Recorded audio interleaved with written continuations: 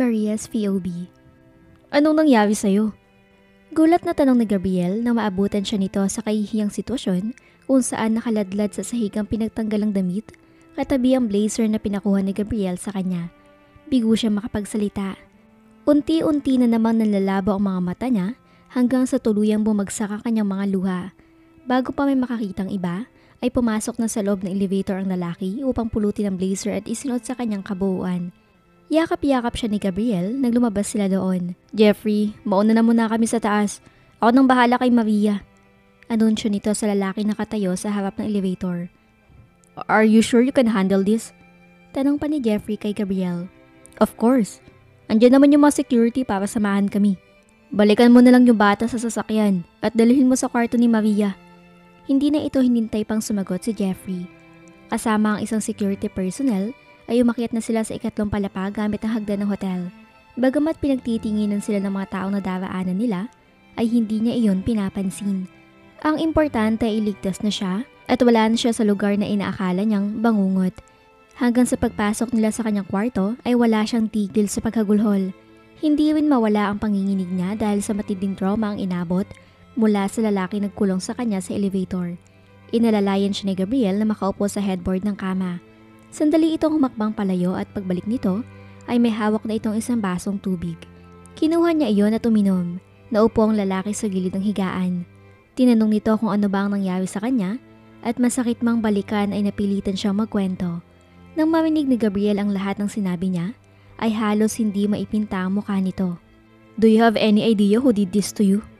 Umiling-iling siya. I don't know. I'm sure it's a man. Marahil na trip lang ako noon. Dahil na din sa suot ko. Pagsisinungaling niya, kahit alam niya na sa sarili kung sino ang nag-utos sa lalaking yun para ikulong siya doon. Bagamat hindi siya sigurado kung maniniwala si Gabriel sa kanya o hindi.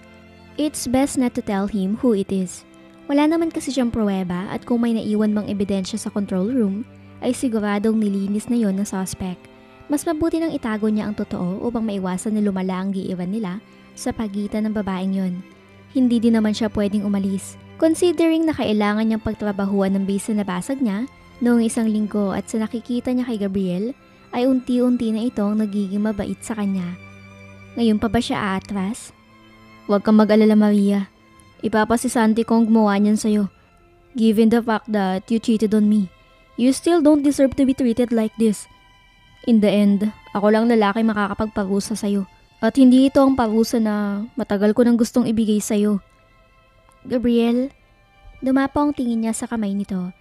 Nakakuyom ang isang palad nito. Kung nandito lang marahil ang lalaking yun, ay baka nasuntok na ito ni Gabriel ng hindi oras. Ngunit hindi yon ang inaakala niya, kundi ang huling sinabi nito. Anong parusa naman kaya ang matatanggap niya? Huwag mo muna yun isipin. Paalala ni Gabriel na nagpagaan ng kalooban niya.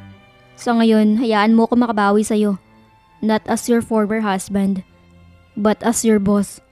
After all, hindi ka naman magkakaganyan kung hindi kita pinabalik sa hotel.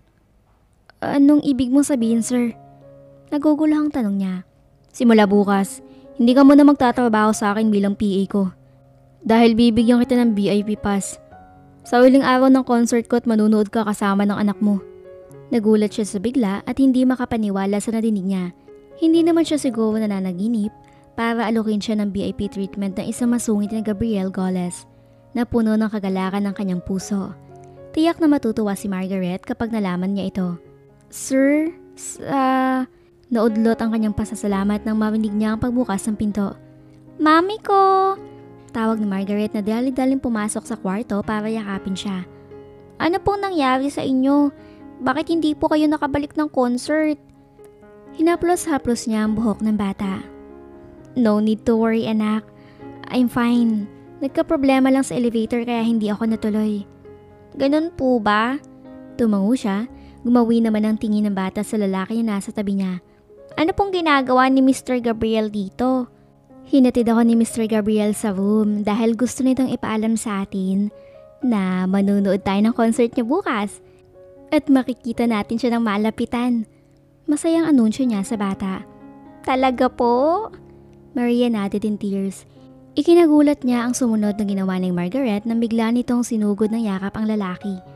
Thank you po, mister. Napakabait niyo po. I love you.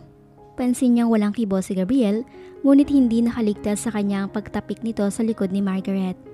Maya-maya, upang matiyak ang kaligtasan nila ay binabuti ni Gabriel na pabantayan sila sa mga tauhan nito. Gabriel returned to the venue with Jeffrey and continued with the program.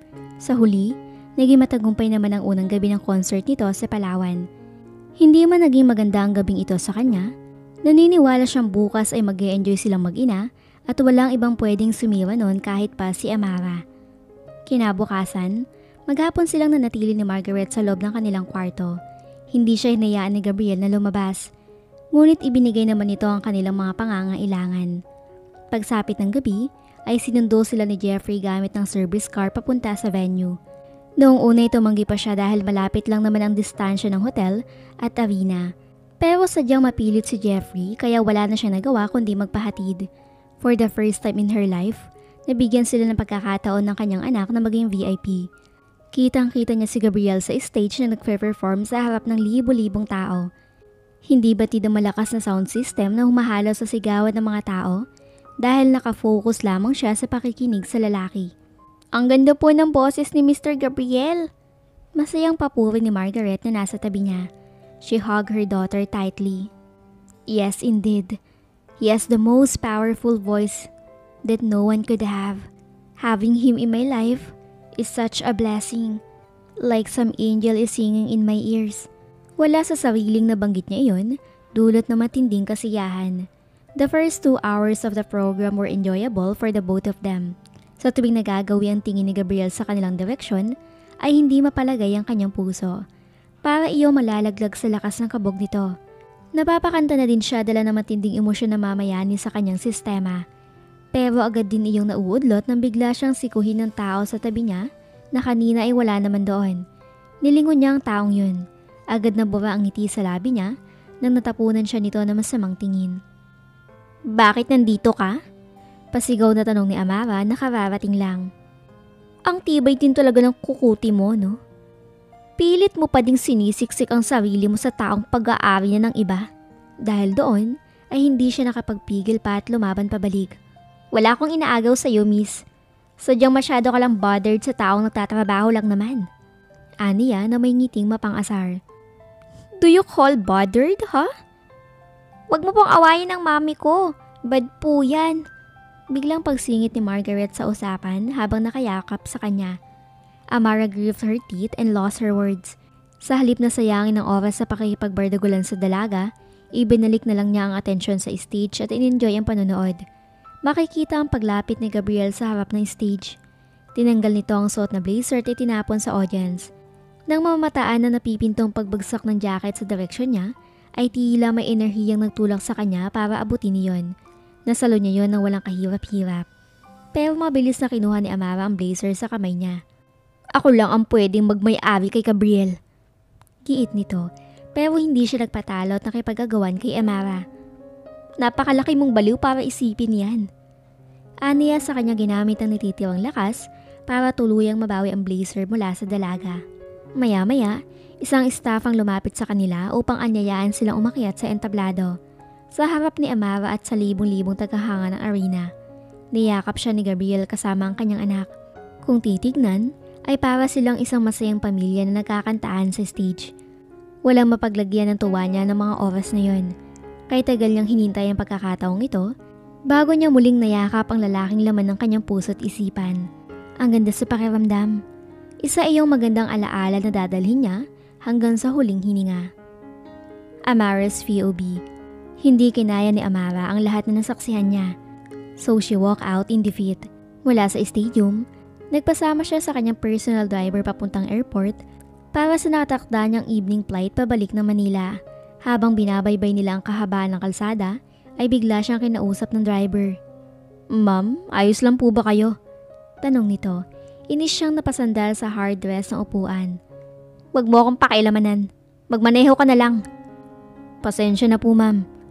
Hindi na kumibo pa ang driver matapos nun at tanging makina na lang ng sasakyan ang nadidinig sa buong biyahe.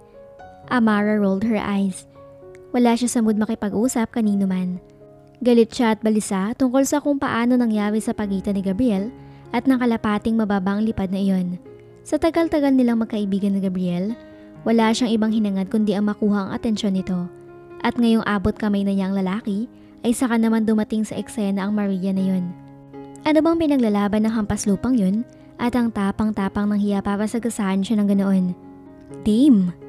Napamura siya hindi dahil kay Maria, kundi dahil sa cellphone niya na biglang umalingaw-ngaw sa loob ng kanyang bag. Padabog niyang binuksan ang bag at kinuha ang cellphone. Nabawasan ang inis sa mukha niya nang mabasa niya ang pangalan ng caller sa screen. Hindi siya nagdalawang isip na sagutin niyon. Tito Ferdinand, she started. How's the concert? She let out a heavy sigh. Not good. I left early after seeing your son flirting with his maid on stage. So, I'm on my way to the airport for my trip. Maid? Anong sinasabi mo? Hindi po ba nabanggit sa inyo ni Gabriel na kumuha siya ng bagong maid at dinala niya yon sa Palawan para gawing alalay? Her name is Maria Dominguez. Aniya. Maria Dominguez? Ulit ng matanda na halatang hindi makapaniwala sa nandinig. You've got to be kidding me. Is something wrong? Ani nito. Ano bang nasa isip ng laking yan? Bakit sa dinami-dami ng kasambahay, ang babaeng yun pa ang kinuha niya? I don't get it, Tito. Kilala niyo po ba ang babaeng yun? Bigla itong tumawa ng pagak. Of course. I know her very well. She was none other than my son's ex-wife. Seriously, Tito? Napakunot ang noo niya. This is unbelievable. My son never told you about it? Well, the only thing he mentioned about his ex-wife is her first name. Hindi ko naisip na posibleng ito din ang Maria na umaas ngayon sa boyfriend ko. Himutok niya habang naiiling. Now, it's all makes sense. Kaya pala malakas ang loob nitong kalabanin ako. Dahil may nakaraan sila ni Gabriel. Isang malaking salot ng babaeng yan sa pamilyang to. At hindi ko hahayaang gamitin itong muli ang apelyido ng anak ko. Galit na wika ng matanda. Kailangan ko ng kooperasyon mo, Amara. Matutulungan mo ba ako? Yes, Tito. There's no way that a woman could win against me. Aniya habang nakangisi. You know what?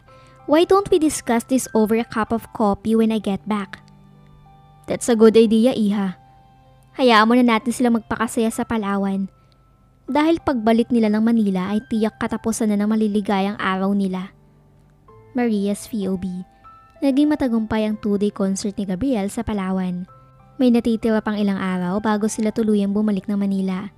Kaysa magbukbok sa hotel o kaya mamasyal sa malapit, minabuti ng grupo ni Gabriel na magbakasyon sa lugar na malayo sa syudad. They book a flight to El Nido, Palawan on the same day.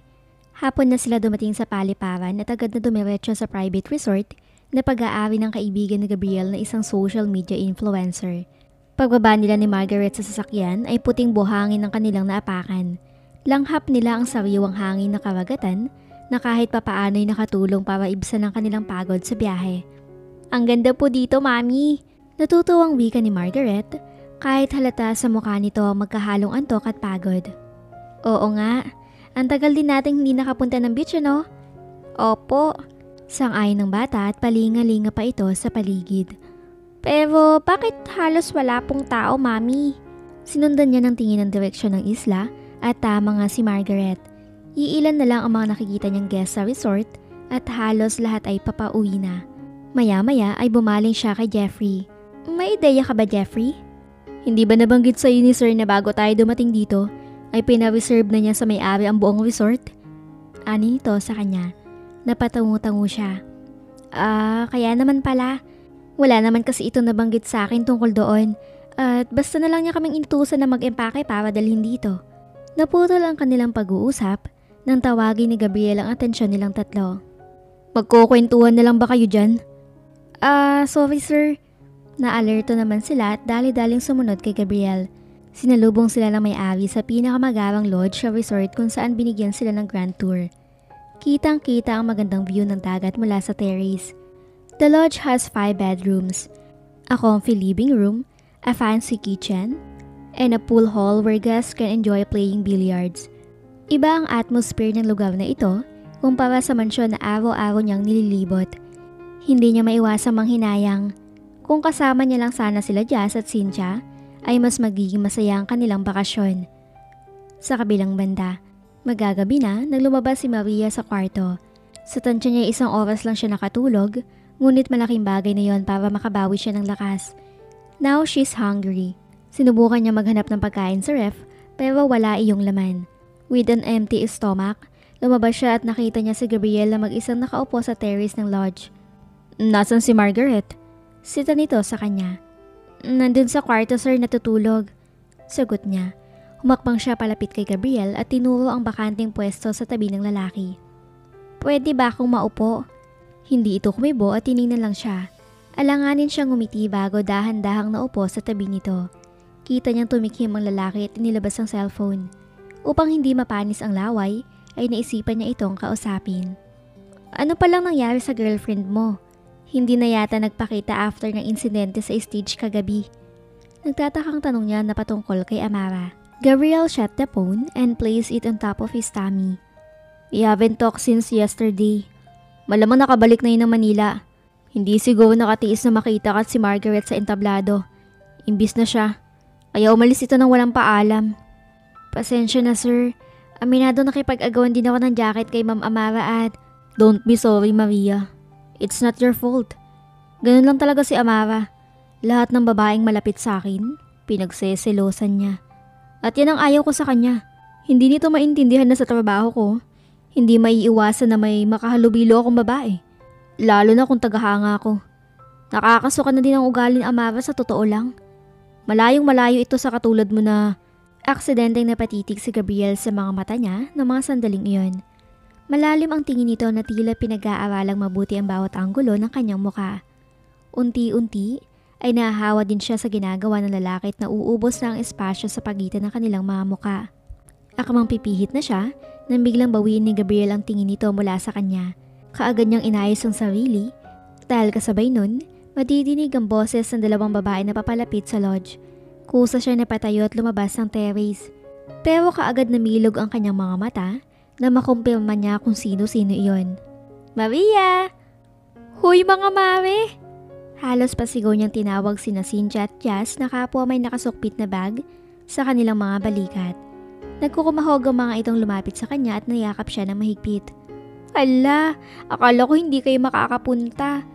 Grabe, sinurpresa niyo naman ako." "Naku, kami pa ba? Mabuti kamot sinabihan kami ni Sir Gabriel tungkol sa plano niyong mag-El Nido. Kung hindi, baka wala kami dito ngayon." "She's right." Cynthia agreed. "Ang bilin ni Sir, huwag namin sasabihin sa iyo para surprise." "Talaga? Pinapunta kayo dito ni Sir para lang surpresahin ako?" Aniya sa dalawa. "Mukhang alam niya kasing hindi ka magtatagal sa Palawan nang wala kami. Magandang timing din to para makapagpahinga kami muna sa pagtatrabaho." Mabilis niyang nilingon si Gabriel.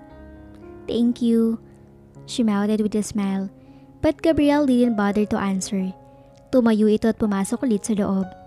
"Hoy, tara na't dalhin mo na kami sa kwarto. Madami ka pang ikukwento sa amin tungkol sa concert." Anyaya ni Jazz sa kanya. "Agree ako dyan. Balita ko, nakasama mo daw si Sir sa stage kagabi. Di kita carry Ate Maria. Ang lakas mo kay Sir Gabriel." Kantsaw naman ni Cynthia habang dire-diretso ang kanilang lakad papasok sa lodge. "Malakas kay Sir. Mga baliw." Gabriel's POV. Ngayon ang 2nd araw ng kanilang bakasyon sa El Nido. Tagaktak ang tubig sa buong katawan niya habang papalakad sa cottage matapos ang ilang minutong pagbababad sa dagat. Naabutan niya doon sina Jazz at Cynthia na abala sa harap ng ihawan. "Sir, nakaahon na pala kayo. Saktong-sakto at nag-iihaw kami ni Cynthia ng manok. Sandali lang ito, pwede nyo ng rest backan." Pabirong sabi ni Jazz sa kanya. Kinuha niya ang tuwalya na nakasampay sa upuan para punasan ang sarili. "Nasaan yung iba?" Si Cynthia ang sumagot. "Sir, si Kuya Jeffrey po bumili ng soft drinks dyan sa malapit. Si Ate Maria naman nasa kwarto pa kasama ni Margaret." "Speaking of Jeffrey, nandito na siya." Singit ni Jazz sa mapansin nito ang pagsulpot ng isa pang lalaki sa kanilang pwesto.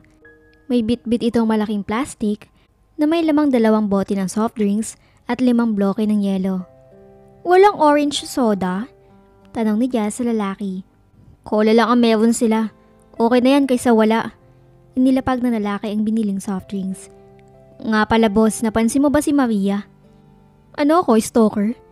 Tumigil ka na sa pagtatanong, Jeffrey. I'm not in the mood to deal with her. Malamig niyang tugon dito. Nabalot ng katahimikan ng paligid matapos nun. Tanging paghampas ng alon mula sa dagat at malakas na hangin na umiikot sa kapaligiran ang madidinig ng mga oras na yun. After a moment of silence, they heard a cheerful scream as Margaret rushed to their spot, wearing a kiddie swimsuit. Hello po! Bati nito sa lahat. Ang bango po ng food. Pwede po ba akong makahingi ng chicken? Malambing na tanong ng bata sa 2 kasambahay na nag-iihaw pa din. Mabilis na inabutan ni Cynthia ang bata ng grilled chicken. Hipan mo muna, baka mainit pa. Hey kid, where's your mom? Bigla niyang tanong kay Margaret. Sabi niya po, susunod na lang daw po siya sa akin dito. Ibinalik ni Margaret ang tingin sa likod. Look mister, ayun na si mami oh. Itinuro nito ang direksyon na pinanggagalingan nito kanina. Sinundan niya naman iyon ng tingin at namataan niya ang isang babae na papalapit sa cottage nila. Para itong model na lumarampa sa puting buhangin, suot ang black crisscross one-piece swimsuit na may manipis na cover up. Dumadampi ang malalakas na ihip ng hangin sa buhok ni Maria na nagpapabagal ng ikot ng mundo niya. Hindi niya magawang kumurap. Nakatitig lamang siya kay Maria at hinihintay ang paglapit nito sa kanya. Tila slow motion ang ginawang pagtanggal ni Maria sa telang nagsisilbing takip nito sa buong katawan. Is she trying to tease me with her curves? Natauhan lamang siya nang tawagin siya ni Maria. Sir, ayos ka lang ba? Ba't natulala ka? Sita niya dito. Narinig niyang tumawa si Jazz at Cynthia pero hinayaan lang niya ang mga ito. Okay lang ako, wala to. Sagot niya at kunwaring hindi iyon nangyari. Maria? Automatiko siya napatingin kay Jeffrey nang tawagin nito ang babae. You look more beautiful in your swimsuit. Nakangiting papuri ng lalaki. Thanks Jeffrey. By the way, nice trunks. Maria complimented back. Pakiramdam niya na itchapwera siya at ninakawan ng spotlight kay Maria dahil doon. Dame, anong karapatan ng lalaking to para mag-side comment tungkol sa suot ni Maria? Siya lang ang may karapatang gumawa nun. Kung sa bagay, wala naman itong alam tungkol sa naging ugnayan nila ni Maria noon kaya hindi niya ito pwedeng sisihin. Bago pa uminit ang kanyang dugo ay muling nagsalita si Maria. At sa pagkakataong ito ay nakabaling na ang atensyon nito sa kanya. Mauna na kayong kumain, magbababad muna ako sa beach sandali. Paalam nito sa kasiniksik sa gilid ng hawak na cover up. Mami, sama ako sa'yo. Aniyaya naman ni Margaret. Sandali lang naman ako anak. Mamaya ka na maligo para kasama mo sila Ate Jazz. Naglakad na si Maria, subalit hindi pa man ito nakakalayo ay agad niya itong tinawag. Don't go far. Be careful. Bili niya dito. I know. Maikling sagot ni Maria sabay kindat. Habang hinihintay na makabalik si Maria, ay sinimulan na nilang pagsaluhan ng mga hinandang pagkain sa mesa. Hindi mapuknat ang tatlo sa pagkukwentuhan, samantalang siya ay tahimik lang sa sulok at kumakain. Ibinalik niya ang tingin sa asul na karagatan. Magmula kaninang umaga ay malakas na ang hampas ng alon kung kaya't inabisuhan niya si Maria na mag-ingat at huwag lumayo. Maya-maya ay kumunot ang kanyang noo nang mapansing may mali sa nangyayari. Where's Maria? He mumbled. What's wrong, sir? Tanong ni Jeffrey sa kanya. Hindi na siya nag-aksaya ng oras na sumagot. Sa halip, sinubukan niyang hanapin ang anumang bakas ng kanyang dating asawa. However, she's nowhere to be found. Bumundol ang kaba sa puso niya, dahilan para agad siyang sumibat sa eksena. Sinundan siya ni Jeffrey at nagunahan sila papunta sa dalampasigan, kung saan sa di kalayuan ay naabutan nila si Maria na halos maupos na at tanging kamay na lamang ang nakikita dito. Maria! Sigaw niya na tumawag sa atensyon ng lahat. Buong lakas siyang sumuong sa tubig kasabay ni Jeffrey sa pag-asang maililigtas niya ang dating misis na ngayon ay nasa bingit ng kapahamakan. Pero sadya bang mapaglaro ang tadhana at hinayaan nitong maunahan siya ni Jeffrey. Gayunpaman, hindi siya umasa dito. Ginamit pa din niya ang buong lakas at sumisid sa abot ng kanyang makakaya. Nang masulyapan niya ang matagumpay na pagsaklolo ni Jeffrey kay Maria, ay saka lang siya nagdesisyong umahon at hinintay na makabalik ang dalawa. Sumalubong sa kanya ang iilang katao at empleyado ng resort na nakasaksi sa pangyayari. Kabilang na sina Margaret at dalawa niyang kasambahay. "Anong nangyari, sir?" Nag-aalalang tanong ni Jazz sa kanya.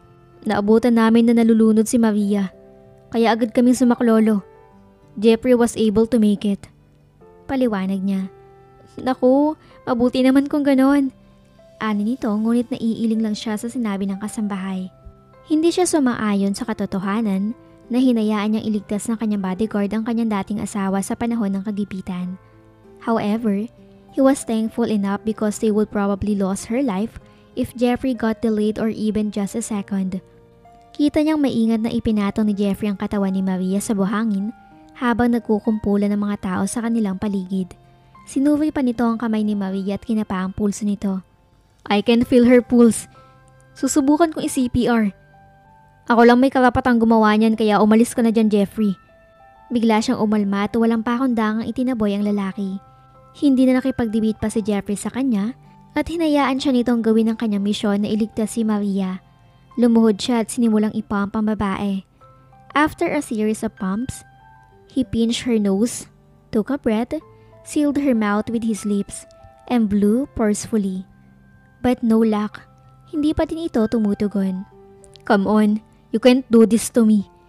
Bulong niya bago pinagpatuloy ang pagpump sa dibdib nito. Ultimo si Margaret ay wala ding tigil sa pag-iyak habang nakayakap kay Jazz. Hindi siya sumuko lalo nang marinig niya ang emosyonal na pagtawag ni Margaret sa ina nitong naghihingalo. Sa kalagitnaan ng ginagawa niyang pagpump kay Maria ay umubo ito ng tubig. Nawala ang pangamba ng lahat at napalitan iyon ng kaginhawaan. "Thank God you are alive." Mahinang wika niya. May ingat niyang inangat ang katawan ni Maria upang ikulong sa kanyang bisig. Wala siya nadinig na sagot mula dito, marahil dulot ng labis na panghihina. Well, that won't be necessary.